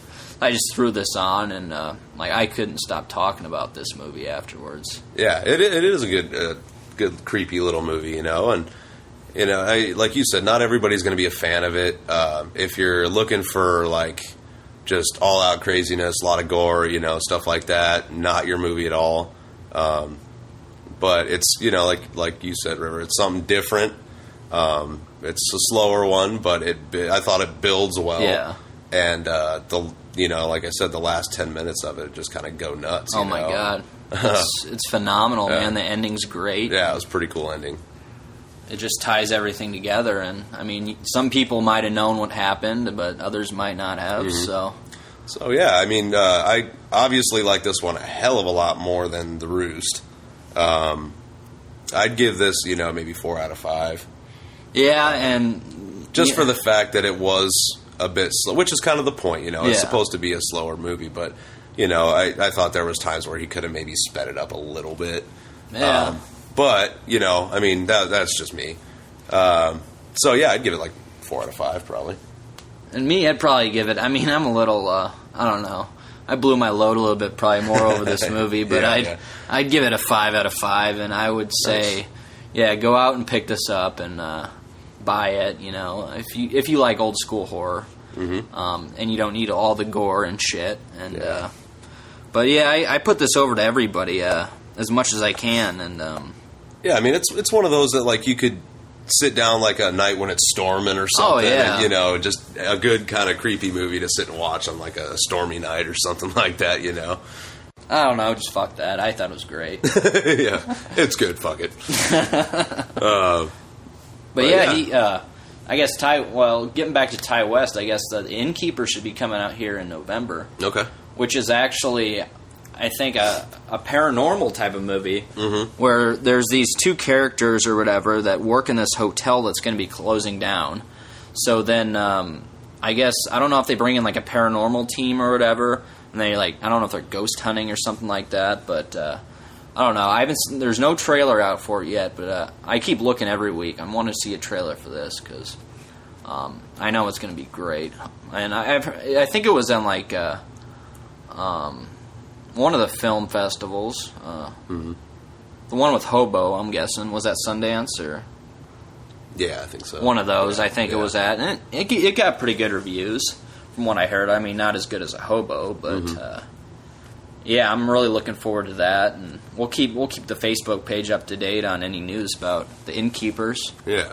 And I mean, I'm looking forward to seeing more out of Ty West too, Oh, yeah. Kind of see how he progresses, So, yeah, keep an eye on him, I think he's got some promise, you know. Oh, for yeah. Sure. He's a talented filmmaker, I think. I agree. Can only get better, too, I mean. Hopefully. I don't know. I've seen some get worse, but... You said you've seen that Trigger Man. What did you think I did of that? see, just real quick. I did see Trigger Man. I think that came out just after The Roost, actually. Okay. And it's a really, really small movie. I mean, 3 characters, or well, I guess 5 characters, but most of the movie is 3 characters. And that one, definitely, I mean, if you don't like slower movies, don't watch that. Because that one was fucking slow. I mean, when I said something about, you know, before about how he likes to, like, linger on shots for a little while, I mean, you get a full, 5 minutes of just these guys walking through the woods. Yeah. And so he just sticks with that. And I mean, that kind of conveys the feeling of the characters we're having in the movie, because they're going on a hunting trip. One guy planned the whole thing. The other 2 didn't really want to go, or they didn't really just give a shit about it. They weren't taking it too seriously. So the other 2, for a lot of the movie, they're just bored. Yeah. And so he's showing you them being bored, they're like throwing sticks back and forth at each other and shit, and, and then it said it was based on like an actual, events or something like that. So they're, on this hunting trip, and at one point it just kind of comes out of nowhere. All of a sudden one of the dudes gets shot. Yeah. And they can't see they're kind of near this big factory, like abandoned looking factory or something. And, so they end up one guy gets shot, the other 2 start running, another one gets shot, and then there's one guy left, and it's kind of him. He goes into this factory looking place, and he's looking for these guys, and ends up having kind of a little showdown with them. And I mean, it was decent, but I mean, it was, I think, an hour and 19 minutes, and it felt a lot longer than that. Yeah, and The Roost was probably an hour and 20 minutes too. Yeah. This one, it felt really long. It was good. I mean, it had, I know, like, Larry Fessenden, who's directed a few movies, like a vampire flick called Habit years ago, which I liked. I could see a lot of Ty West in him, like, in their style, Yeah. They're similar styles, Larry Fessenden and Ty West. But Larry Fessenden, he had a quick little part in The Roost. He was the tow truck driver? Oh, okay, that gets attacked by the bats. Mm-hmm. He was there, and then in Trigger Man, he's one of the kind of snipers that you don't really see up until the end. Mm-hmm. And he was executive produced both of those movies too, The Roost and Trigger Man. I'm not sure if he was an executive producer on House of the Devil, but yeah, he's gotten behind Ty West, and he's been a supporter of his. Yeah, and we're big supporters of his films, and yeah, if you want to check these movies out, I think check out Netflix. I mean, House of the Devil's streaming on there, Trigger Man is streaming on there. The Roost, you'll have to get The Roost off of Netflix if you want to end up watching that one. But yeah, I mean, check him out. Give him a shot, and see what you think. I mean, I think his movies are going to be kind of an acquired taste. Yeah, for some definitely people. Acquired. But yeah, I mean, give it a shot and see what you think. Let us know, if you think we're way the fuck off base. Yeah. Tell us, or if you agree, let us know. Definitely don't start with The Roost or Trigger Man. Start with House of the Devil. Yeah, check out House of the Devil. You got to know his directing style before you end up jumping into his shit. Sure. Yeah, House of the Devil is definitely the main one to check out. And yeah, like Riverman said, it is streaming on Netflix. So if you have that, you are in business. All right, so that concludes our review segment. Yes. You're listening to Behind the Mask. Yeah. Aw, shit. If you've ever considered stepping behind the beaded curtain at a sleazy video store, if you've ever watched something so vile that you had to lock the door behind you, if you currently have a VCR still connected to your home theater, then get yourself over to Exploited Cinema at exploitedcinema.blogspot.com. Bat32 and J-Dog always keep it greasy, and remember to keep telling yourself it's only a podcast. It's only a podcast. It's only a podcast. It's only a podcast. It's only a podcast. All right, and we are back. We are back. go ahead and roll into our first ever 6 questions with segment. And today we got a special treat for all you fucking sickos out there. Very cool guy, took the time to answer our questions, and I know it's not a phone interview, but, you know, baby steps, right? We're getting there, so it's only the second show. Calm down. But yeah, for our first 6 questions with segment, we got the co-founder of Toe Tag Pictures, Mr. Fred Vogel. Very, very excited about, you know, talking to him a little bit, and he gave us some great answers. So, I suppose should I just jump right into it? Just jump in, Lush. Let's hear what Fred has to say. All right. Question 1 that we asked Fred was for any of the future filmmakers out here, what were some of the biggest obstacles in getting the first August Underground off the ground, and how were they overcome? And Fred says the hardest thing is just doing it. You need to just get off your ass and make the movie, promote it, screen it. Don't get pissed off if people don't like it. Remember that you did something they didn't, and that's make a fucking movie. Which I think, he's exactly right there. I mean, the hardest part is definitely just getting off your ass and doing it, Something we haven't accomplished yet. So. No, right? We're getting there. Hopefully in the future. Yeah. Question 2, which of your films presented the biggest challenge? Fred says all of his films were very challenging because of the content and financial restrictions, but the one he said he thought was most challenging was The Redson Tower, mainly because one of his actors almost died due to a rare stomach disease during the filming, and he had to rewrite the whole ending of the movie. Says thank God he got better, and they did do some pickup shots with him a few months later, but he said that was extremely stressful. And God, yeah. Oh, I bet. I couldn't even imagine that, man. With the weight of, trying to get a movie done on your shoulders, and then somebody, one of your actors, and it could have been a friend of his. Oh, yeah. I'm not sure, if they're friends or not, but, somebody that you get close with those people, when you're doing that, and to see somebody going through a hell like that, I'm sure that was terrible too. But, so that was his most challenging film, according to Fred. Question 3, we asked if they were trying to make a statement with the movie Maskhead, and if so, what was it? And Fred says maybe, but he's not telling. So he's gonna keep a closed mouth on that one. What did he think the statement was, Lush, Maskhead? I don't know. I mean, I had thought of a couple of different things. If it was just a statement on, this whole fucking obsession with, physical beauty and shit. Yeah. And they just totally tear that apart, Mm-hmm. Or, I don't know, just kind of shit like that, maybe a kind of a comment on like the film industry or something like that. I don't know. I had a couple different thoughts on it, but I guess we can speculate all we want because he's not gonna tell us. So, and that's fine. Which is kind of better. Keep the mystery going. Leave it open to interpretation. Sure. Question number 4 is Toe Tag beginning a quote unquote new chapter toward more plot driven fare with Sella Turcica. And Fred says every film I make will be told the way I envision it. I like to tell stories many ways, and each film is shot and put together to work best for that particular movie. For example, August Underground wouldn't have worked if it was full of plot and shot like a regular movie. And I completely agree. Which is true, I completely agree with that. If it would have had plot, it would have just took away from the whole, like, kind of just random, like, grimy, feel of it and the realism of it, Oh, yeah. Which was one of the great things about that movie. Weren't you telling me you said something like, this is the type of movie you want to, like, I don't know, if you find it on the street or something? Yeah, I think that was something off of the DVD. Like, it says, imagine you're, walking down a road or something, and you see some old, like, beat up, like, VHS tape laying there. And you grab it and you take it home and you put it in, and then that's what you see is like these 2 guys torturing and killing people. You know? That's kind of the feeling that you get from the movie, and it's fucked up, man. It's pretty. So those are some pretty grimy little movies, dude. I really like them.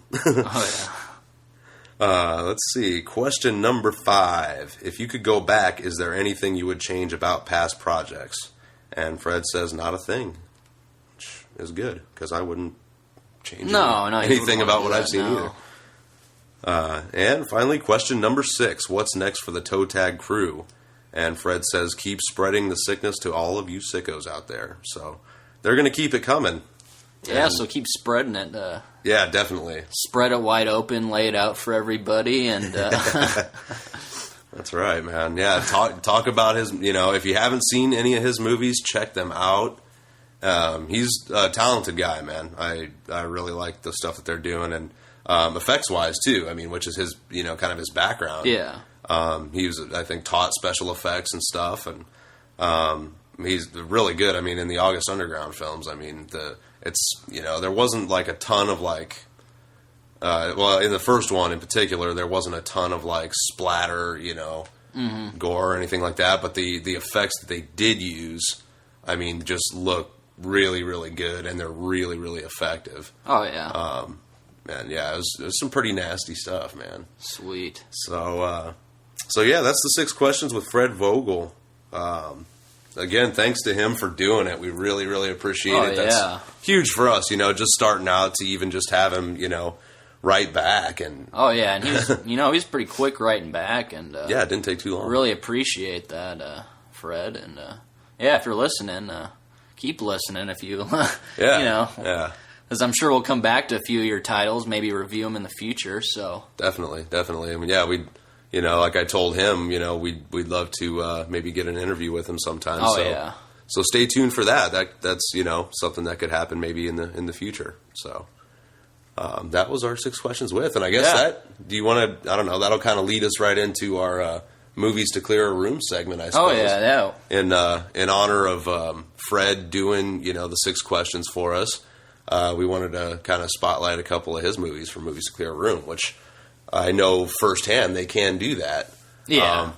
Not in a, when we say Movies to Clear a Room, we're saying it in like the best way possible, because they're just extreme movies, and, not a lot of people, like to see that shit. And me personally, I've had people over at my house before, and I put on August Underground, and, we got maybe 10 minutes into it, and people were like, dude, can you shut this off? It was just too much for them. They just couldn't take it. So that's what that's our Movies to Clear a Room segment. It's stuff that we love, so we're not saying that these are bad films by any means, just extreme films. So yeah, for this one, we're going to, talk about the August Underground series. We're not going to get real in depth on them, but we just want to mention those, to people. If you haven't seen them, go check them out. And they definitely, they're fucking hardcore, man. Oh yeah, they will weed out the pussies in the room for sure, man. Yeah, sometime we should do a movies to wipe your ass with, like movies that really just suck. Movies, yeah. We should. That'd be great. But there's plenty of them. You got any special titles you want to throw out there for Movies to Clear a Room? Mainly the August Underground series. Since Fred did the 6 questions, I wanted to definitely feature those, and kind of in honor of that. But that was mainly all I had for it. Was I just wanted to mention those movies to people. If you haven't seen them, check them out. If you have seen them, watch them again, and tell more people about them, because they're great and very unique, films, and really worth checking out. So do that, motherfucker. Do it. Do it. God. So yeah, that's about all I got for Movies to Clear a Room. Did you have any you wanted to talk about, or just leave it with the? Let's leave it with Fred for this week, and cool. We'll jump into another segment here. Maybe wrap up the show, or just bullshit for a while and wrap up the show. So we'll be back. Stay tuned, motherfuckers.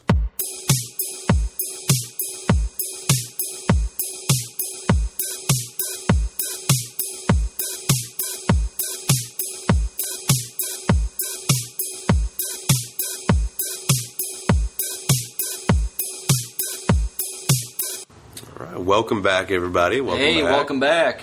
We're going to go ahead and close out the show, I think, with a few words on a Serbian film. This movie, man, it's something else. I actually watched it for the 3rd time last night with a friend. And It didn't really get any easier the third time around. By the way, River hasn't seen this yet. So, River hasn't. Rush is going to give you a few words on what you think about it. Mainly, I'm not going to sit here and really review the movie. I just kind of wanted to talk about, a little bit of kind of put the word out there about it and talk about some of the controversy surrounding it, because it's just now starting to get a release in the U.S. A couple different ways that you can see it. So we'll talk a little bit about that. But, yeah, I mean, I had, given it to Riverman a couple times, and so he could check it out. But I think you're still kind of on the fence about it, aren't you? Yeah, some of the content don't really agree with. I mean, eventually I'll watch it, but right now it's not my first priority. Sure. And that's fine. I mean, that's what I've been saying is it's not a movie that somebody should be forced into watching for sure. It's a pretty disgusting movie. I mean, the content is just so fucking repulsive that it was the most extreme movie I've ever seen, and I know a lot of people, say the same thing. It's about the most extreme thing out there right now, and it's not splatter, gory, all that shit. I mean, there are a couple gory scenes in the movie, but it's just some of the things that happen in it are fucked up. I mean, the movie's fucked. But I mean, with that being said, I think it's a good movie. I mean, it's well made. Everything about it. I mean, the music. I love the music in it through the whole thing. The acting is fucking phenomenal. Camera work was really well done. I mean, set design. I mean, it was really actually, some scenes were beautiful to look at, and then other scenes are just like fucking shower inducing. It's so just grimy. You want to go take a fucking shower after you watch it. But yeah, I mean, what I was telling somebody just the other day about it is it's not really a film that's trying to ruffle feathers so much as it is trying to just obliterate what the feathers are attached to. It's a good way to put it. Yeah, I mean, that's pretty much what it is. And they definitely, I've heard that the director said that the movie is kind of a metaphor for the state of, Serbia, past and present, and, just the kind of desperate feeling that a lot of people have over there. And it's like, he said, like rape or be raped, pretty much. It's, kind of a survival thing out there. And, I mean, take that for what it's worth. I know a lot of people don't really buy that, buy that explanation of it. And people just think that it was a shock piece, which, it is, it's a really shocking movie. And they definitely succeeded in that aspect. If they, were setting out to make a film that was going to shock people and horrify people, they did that.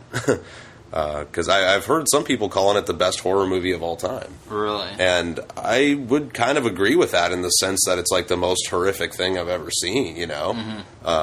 Some of the stuff that happens in it is just like the most horrible shit I could ever imagine, especially as a parent. If you're a parent, I think this will bother you even more, So yeah, I mean, it's like I said, just starting to get a U.S. release now in a couple different ways. They are screening it in some theaters around the country right now. I don't have any of those on me right offhand, but I can I'll keep posted about that on the Facebook page or whatever. But yeah, they're releasing it in theaters as an NC-17 version, which things are going to be cut out of it. And they're also doing something on flixfling.com where they're calling it uncut, but I heard that version is still cut too, which is unfortunate. I mean, I think if people want to see the movie, I think they should be able to see a full uncut version of it. I mean, just as it is. That's how you're supposed to see it. Because, I mean, a lot of people are going to see the full, like I've seen the full uncut version, and I think it's just going to... I mean, as bad as it is, I mean, a cut version is just going to take away from the impact of it, I think. It's still going to be fucked up, and people are still going to, probably freak out over it. But yeah, I think, if it's something that you want to see, it should be the full uncut version, and maybe they should just throw a fucking disclaimer on there or something, just warning people, like, make sure that you know what you're getting into when you go to see this, you know? Because, like I said, it's not something that somebody should be forced to watch, you know? It's that extreme. Yeah, and I'm not really looking forward to seeing it, but, I mean, eventually I probably will. Yeah, I can see what you're saying. Don't force anybody to watch this, because I mean, just from what I've heard about it, like, it's nothing that I can support really, or nothing that I can back. But I mean, you know, for the director's sake, I'll still see it because I like, you know, movies that much. But yeah, we'll see what happens. I'll let you guys know if I end up seeing it anytime soon or anything. But yeah, from a filmmaking standpoint, you know, I have to respect those guys for just going right for the fucking throat, man, and making no apologies about it whatsoever. They did not hold anything back. So in that aspect, yeah, I mean, I can appreciate the movie, you know, the first time I watched it, I literally had like a sick feeling, you know, after it was over.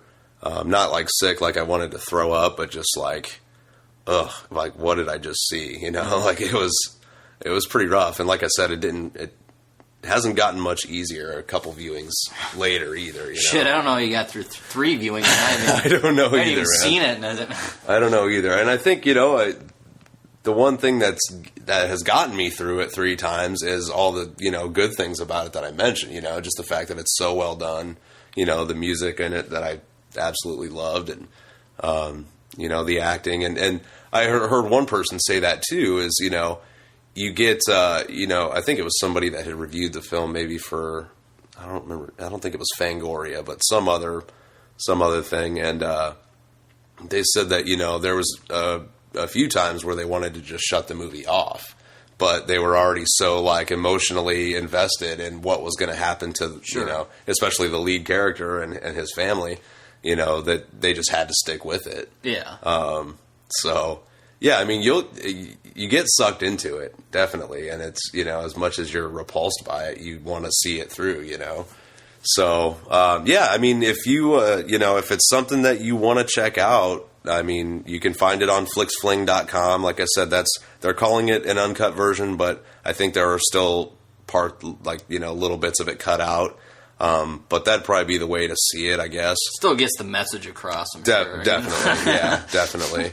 And I mean, it's going to be a movie that people are going to talk about for a long time, I think. And if anybody ever tries to top that movie, I don't think I want to see it. Yeah. Because that's about as bad as it gets there. So, yeah, if it's something that you're interested in, you know, seek it out and watch it. And I mean, you can't really have, you know, an opinion about it unless you see it, you know, and then, you know, say what you want about it after that. But yeah, definitely be warned, you know, it's fucking extreme. The movie's no joke. So just know that going into it. And if you are going to watch it, you need to be able to definitely step back from it and, you know, realize that it is, I mean, some of the things that happen in it do go on for real, you know, which is why it's so horrible. But, it's just a movie, you know, and you just got to kind of tell you, it's only a movie. It's only a movie. But yeah, I mean, this one you definitely do have to tell yourself that, I think, you know, you just have to realize that it is just a movie, and that'll kind of help you get through it a little bit. But yeah, you don't, you know, if you see it and you're pissed off because you saw it and I recommended it and you're pissed don't be pissed at me, because I warned you. So, so if you're feeling, I don't recommend it. Riverman doesn't recommend it. If you're feeling brave, check it out, seek it out, and it's an experience to be had. That's for sure. So with that, that concludes episode 2. Yeah, what a great note to end on, huh? Exactly. We got a lot of different things in the show for you. Mostly about Ty West, and had a great music segment with the Red Rocket. Red Rocket, always rocking it. Appreciate that, and definitely. Hopefully, I'm trying to think. Well, we can't really give away our next show because we might have something in the works. Yeah. There's something that might be pretty special. I mean, even just for us on a personal level, you know, really, really cool. Something that might might happen here on episode 3. So stay tuned. We'll keep you posted. Yeah, and I think review-wise, I think we're going to dip into something a little more obscure. We went a little mainstream this week because we just wanted to talk about Ty West, and his new movie was coming out too, so I figured might do that for him. But we'll come back with something more obscure. So yeah, we got a couple that we're thinking about talking about. So it'll be something good. And if you didn't like House of the Devil or The Roost, maybe the next show will be something a little more your flavor. So. And you might have to pull out your VHS player for the next show and go to your local VHS store to try to find it. Maybe, yeah. We don't know yet, but that could be a possibility. So we'll see how it goes, and we'll definitely, we'll throw some updates at you here and there, But yeah, we got. I think, if the thing that we keep alluding to, that we don't want to give away, if that comes through. It's going to be a really, really cool third episode for us. So for sure. So definitely stay tuned, and we will, like I said, we'll throw you some updates when we know more. So thanks again for listening, everybody. We appreciate all the support again, and keep listening to us because we'll keep putting these out as long as you guys keep listening. So yeah, and this is Riverman and the Lush, and you're listening to Behind the Mask. We'll see you later. Keep it sleazy.